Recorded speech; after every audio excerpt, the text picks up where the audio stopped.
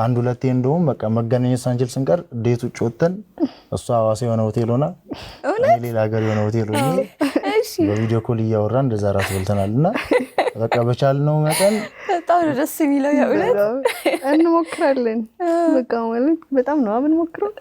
ወያው እያንዳንዱን የሱን ሙቭ አውቃለሁ፣ የኔን ሙቭ ያውቃል። የትኛውንም ነገር በቃ ዲቴይል ማለት ነው። ለዛ ትንሽ ነገር ሳያሳውቀኝ የሆነ ነገር ካረገ በጣም ትልቅ ጥፋት እንዳጠፋ ነው የምቆጥረው።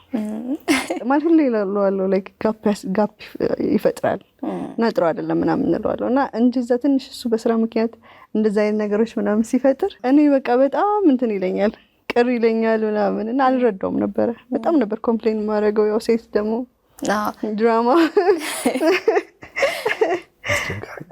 ምን ታደርጊያለሽ? ድራማ እንፈጥራለን በጣም በቃ